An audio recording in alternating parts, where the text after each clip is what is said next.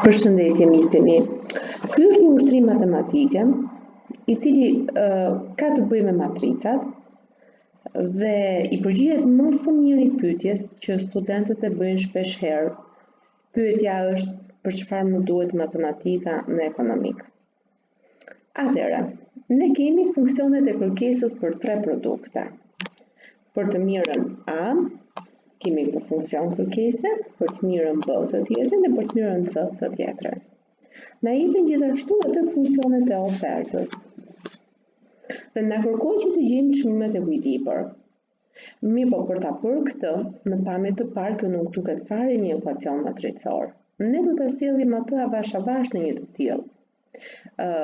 Fillimisht, ne kujtojmë që ekuilibri ka si karakteristikë që sasinë e kërkuar do të barabartë me sasinë e ofruar. Kështu që mundet, për ta bërë edhe më interesante shpjegimin, të bëjmë një grafik ku shohim kërkesën dhe ofertën, që kur kryqëzohen midis tyre ato përcaktojnë ekuilibrin, qoftë si sasi dhe qoftë si çmim. Atëherë, ushtrimi që ka rënë në këto vite të fundit, në tezat e mbartjes së matematikës edhe në tezat sezoni, më frekuentimisht shpeshti ka qenë pikërisht ky, që jepet 3 produkte me sasitë e kërkuara dhe me sasitë e ofruara, dhe kërkohet të gjenden çmimet ekuilibër të produkteve. Fillimisht që ta kemi më familjare zgjidhjen përmes formës matematikore dhe jo përmes kësaj që është forma ekonomike, do t'i shënojmë çmimet e produkteve me x, y dhe z. Pasi studenti e ka më të kollajt që kur është në matematikë të punoj me x, y dhe z, sesa të punoj me çmimet p dhe me sasitë q. Këto ekuacione të sasisë së kërkuar dhe të sasisë së ofruar do të barazohen midis tyre për secilin nga produktet. Pra për produktin A do kemi këtë barazim, pastaj do të kemi për produktin B dhe për produktin C. Duhet të tregojmë diçka e cila është shumë e rëndësishme për një shpjegim bazik. Atëherë, ana e majtë e ekuacioneve është kjo këtu, e majta. Ana e djathtë është kjo këtu.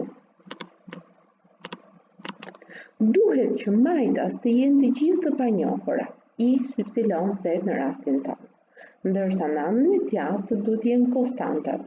Atëherë, unë çfarë kam bërë? Kam marrë telën e kam hedhur djathtas, kam marrë katrën e kam hedhur djathtas, po ndërkohë 2y e kam hedhur në anën e majtë, sikurse dhe y-in e ekuacionin e tretë e kam hedhur dhe atë në anën e majtë. Dhe kam arritur në këtë sistem. Bukur. Pas këtij sistemit, jemi në një sistem me 3 të panjohura dhe 3 ekuacione. Unë do të ndërtoj një ekuacion matricor, A herë x baras me b. Çfarë përfaqëson matrica A? Matrica A përfaqëson të gjithë konstantët që ndodhen pranë të panjohurave x, y dhe z. Matrica X përfaqëson 3 të panjohurat x, y, z, ndërsa matrica B përfaqëson termat e lirë, të cilët janë 24, 2 dhe 6. Ne duhet të përcaktojmë përcaktorin e matricës A. Atëherë, hapi i parë është gjetja e këtij përcaktorit. Atëherë, hapi i parë. Gjetja e përcaktorit. Për të gjetur përcaktorin e matricës A, ekzistojnë shumë mënyra. Unë do ndjek njërën prej tyre, e cila më zhdukur deri më sot si më e arsyeshme për të konceptuar nga ana e studentit më shpejt dhe më kollaj. Si fillim, përcaktori shënohet me 2 vija paralele, i ngjan vlerës absolute. Tani do marrim numra të cilat janë pranë të panjohurave, pra do marrim -2, 5 edhe këtu nishin që nuk duket. Këto do t'i shënojmë këtu si kolon të parë, pra -2, 5 edhe 1. Tani unë po kaloj me stilolapsin e zi, sepse në këtë mënyrë unë e shpjegova se si i gjej këto numra që po vendos në matricë dhe e kam më të kollajt zgjidhjen e ushtrimit duke përdorur ngjyrën e zezë. Bukur. Tani, përcaktorin e mund ta gjejmë sipas kolonës së parë, sipas rrjeshtit të parë, por kam vendosur që sot ta shpjegoj duke gjetur sipas rrjeshtit të parë. Shënoj këto shenja, të cilat shënohen plus, minus, plus. Kjo mënyrë e të shënuarit të shenjave në rrjeshtin e parë gjithnjë është e tillë, pra nuk është se ndodh vetëm në këtë matricë. Dhe çfarë do bëj? Do qarkoj pikërisht numrin që është minus 2-shi bashkë me shenjën. Okej, dhe do ta distancoj. Minus 2 duke u shumësuar me një plus, po minus 2 do rezultojë. Do hap një matricë të rendit të dytë, të cilën do e shpjegoj më vonë se çfarë do të fusë për brenda. Pastaj do të marr sërish numrin 1 dhe minusin. Minus 1. Ndërkohë tani do të marr numrin 1 dhe plusin. Të shënoj këto plus 1. Okej, tani çfarë kam për të shpjeguar? Me çfarë do të mbushet brenda kjo matricë e rendit të dytë? Kjo matricë e rendit të dytë do të mbushet brenda me këto numra, të cilët po I qarkoj më të ngjyrë. Atëherë, si do ja shpjegoj në një mënyrë më të qartë? Minus 2-shi ndodhet në rrjeshtin e parë dhe kolonën e parë. Vizualisht, studenti duhet të largoj rrjeshtin e parë, kolonën e parë, numrat që mbeten duhet I hedhë këtu brenda në këtë matricë të rendit të dytë. Të njëjtën gjë do të bëjmë edhe për numrin 1 që ndodhet në kolonën e dytë dhe rrjeshti I parë. Do largojmë rrjeshtin e parë vizualisht, do largojmë kolonën e dytë vizualisht dhe na mbeten numrat 5, 1, 2, minus 2. Këto I shënojmë këtu. 5, 1 dhe 2 minus 2. Të njëjtin veprim bëjmë edhe për numrin 1 që ndodhet në kolonën e tretë dhe rrjeshtin e parë. Duke larguar vizualisht rrjeshtin të kolonën ku ky ndodhet, na mbeten numrat 5 minus 3, 5 minus 3, 1 dhe 1. Atëherë, deri në këtë moment kam shpjeguar se si gjendet përcaktori I rendit të tretë.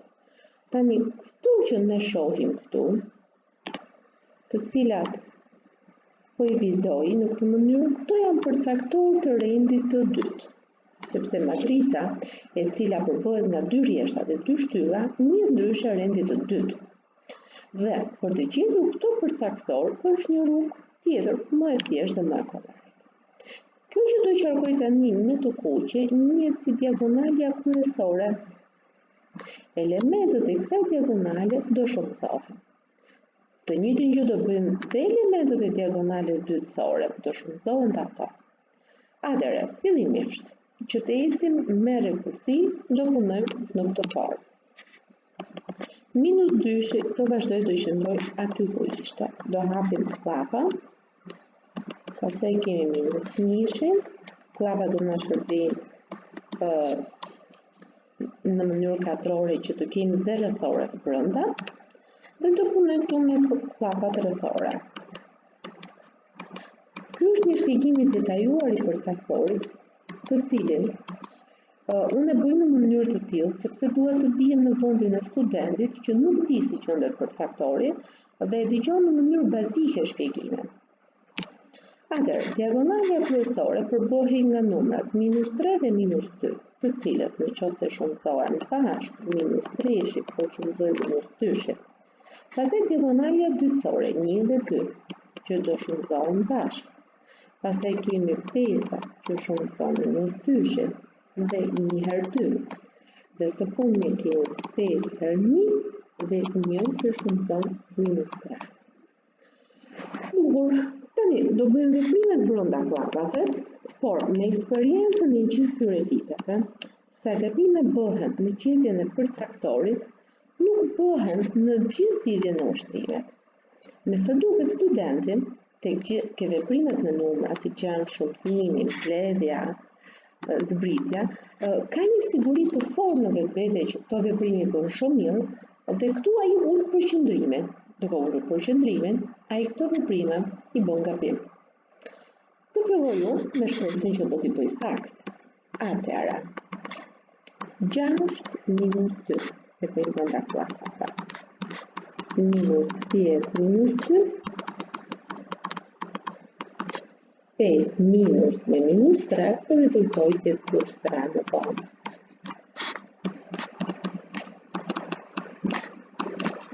Minus 12 të plus 12, plus 8, atëherë rezultati final të jetë 12. Bogo, atëherë ne kemi gjetur që përcaktori e asë është 12 dhe është i ndryshëm nga Sara. Kjo do të thotë që sistemi ka një zgjidhje të vetme. Do të ishte absurde që sistemi në rastin tonë të kishte pafundësi zgjidhjesh. Se themi absurde? Sepse këtu janë produktve të cilat shiten në treg, mund të shiten me pafundësi çmimesh, ato kanë një çmim ekuilibër, pra dhe sistemi do të ishte një zgjidhje të vetme. Cila është metoda që propozoi si një metodë më të shkurtër dhe më të thjeshtë për të gjetur zgjidhjet e sistemit kur ai ka një zgjidhje të vetme. Metoda që propozoi është metoda Kramer. Mbahet si një metodë shumë e thjeshtë, por le të themi diçka. Kur studenti mëson shumë mirë qoftë metodën Gauss, edhe atë e percepton si shumë të thjeshtë. Por sigurime të forta i jep kjo metodë gjatë kohës që i bën zgjidhjen e ushqimit. Sipas kësaj metode, në mënyrë që të gjendet x-i, ne duhet paraprakisht të gjejmë përcaktorin në lidhje me x-in dhe pastaj ta pjesëtojmë përcaktorin e a. Po ashtu dhe y-in, përcaktorin në lidhje me y-in dhe z-i që është përcaktorin në lidhje me z-in. Okej, atëherë, fillimisht ne duhet të gjejmë përcaktorin në lidhje me x-in. Si gjendet ky përcaktor? Ky merr elementet që kishte matrica A, por jo të gjitha. Atëherë çfarë do të thotë? Merr kolonën e dytë, merr kolonën e tretë, por në vend të kolonës së parë ai vendos matricën B. Atëherë, ne mund ta kemi harruar kush është matrica B për momentin që ju duke ndjekur video. Kështu që unë do ta rifreskoj duke sjellë tani. Matrica B ishte matrica që kishte termat e lirë. Numrat 24, 2 dhe 6. To i vendosim këtu dhe ne 24, 2 edhe 6. Bogo. Përcaktori A y ndjek të njëjtën rrugë. Matricën B e shënon në vend të kolonës së dytë. Pra 24, 2 dhe 6. Ndërsa kolonën e parë merr nga matrica A, që janë numrat -2, 6 edhe 1. Pastaj kemi dhe kolonën e tretë që merr nga matrica A, 1, 2 dhe -2. Ndërkohë që kemi edhe përcaktorin në lidhje me z-in. Kolonën e parë, -2, 5, 1. Kolonën e dytë, 1, -3, 1, e merr nga matrica A. Kolona e tretë janë termat e lirë, pra është matrica B. Për të gjetur këto tre përcaktorë, ne ndjekim të njëjtën rrugë sikur se ndoqëm për gjetur përcaktorin e A-s. Më pëlqen të kaloj ke ngjyra e kuqe tani për të vendosur shenjat që të jemi më të dukshëm. Atëherë shenjat e rrjeshtit të parë janë plus, minus, plus. Nuk ka rëndësi se si janë elementët e këtij rrjeshtit.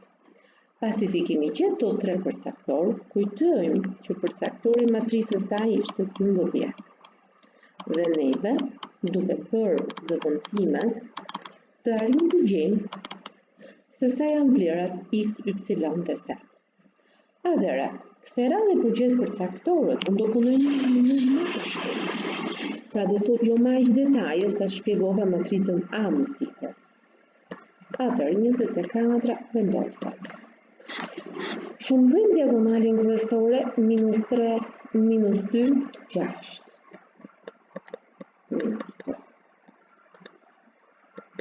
-1, -4, -12. plus 1, 2 plus 18. Ok, atëherë kemi 24 her 4 minus. Me minus do bëj plus 16 plus 20. Atëherë, kemi parasysh që sa herë që në gjetjen e përcaktorit ja lënë një grupi prej disa studentësh, vërej që është shumë e zorshme të arrit të identifikoj ose të kapë, se themi në mënyrë më popullore, dy studentë që kanë përgjigje të saktë. Në qoftë se grupi do ketë 4 studentë, do jenë të 4 në përgjigje të gabuar dhe akoma më keq, ku numri do jetë më i lartë dhe akoma do kenë përgjigje të gabuar. Ku qëndron tani e gjithë humbja e pikëve? Qëndron në procesin që ne bëjmë mbledhjen të zbritjet e numrave, pra veprimet brenda kllapave, veprimet jashtë kllapave, të cilat kemi mendimin që i dini jashtëzakonisht shumë mirë, sepse kështu i kemi ditur më përpara. Mirë po, me kalimin e kohës, ne nuk kemi marrë më ato dhe këtu e kemi humbur çdo drejtësi. Atëherë, numri që na del është 132. Duke zëvendësuar 132-shin, pjesëtim për 12 rezulton 11x. Tani gjejmë a y minus 2.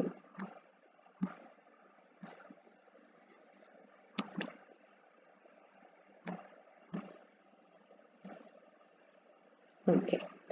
Atëherë, kemi brenda kllapave veprimet. 2-shin me minus 2-shin rezulton që t'japi minus 7. 6 me 2 minus 12 minus 24. Atëherë 5 me minus 2-shin do t'japi minus 10. 1-shin me 2-shin 2 minus 2 plus 1.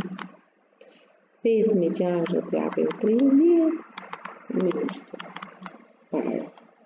Atëherë do të kemë dy numra negativ që shumëzohen do t'japin pozitiv dhe realisht shumëzimi i tyre do të jetë 16 herë 2 32.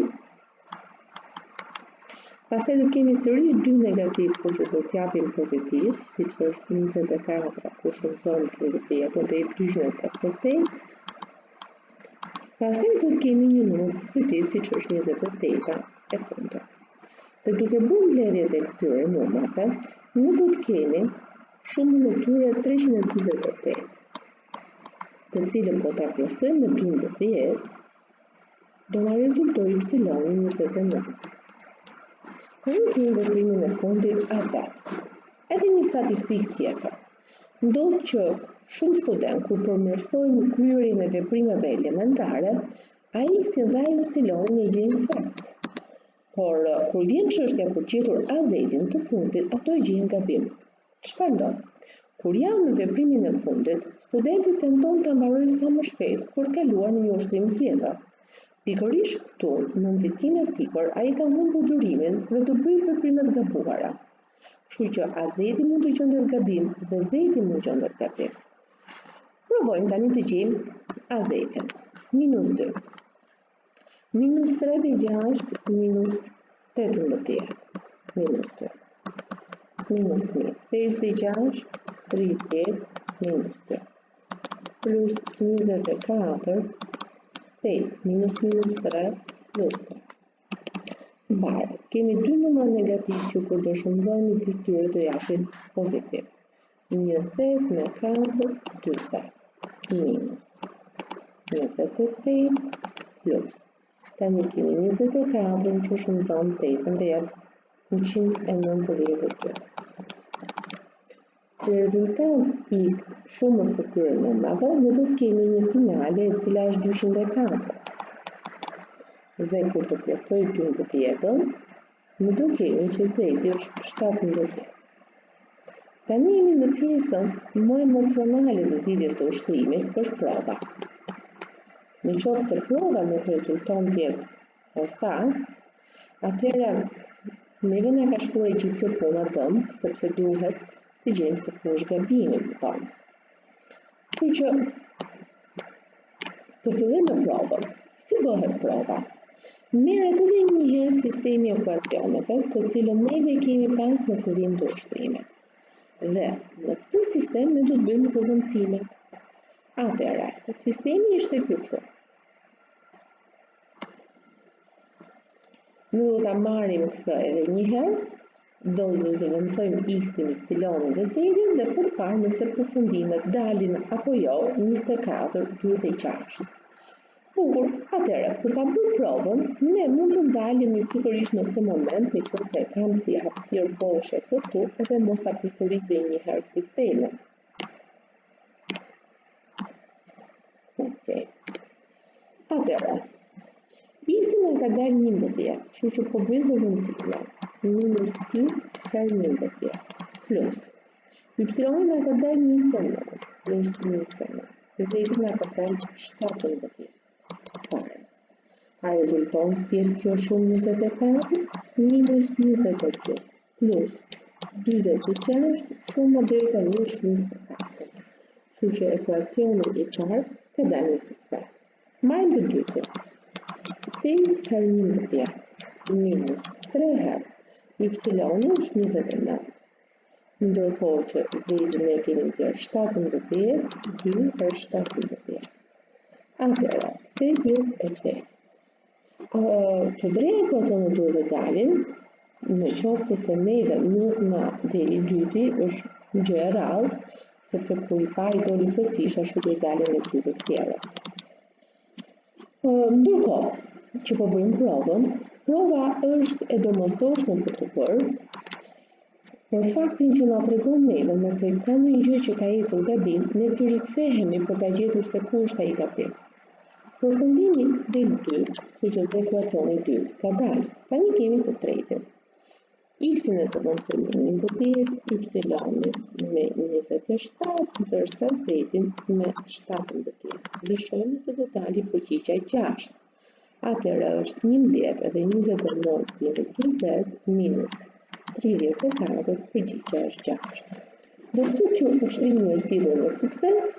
Dhe unë kemë qenë një ndihmës shumë e fortë për studentët të cilët kanë përdorur matematikën e përgjithshme vitit parë. Faleminderit dhe do të dëgjohemi në videon tjetër bashkë. Mirupafshim.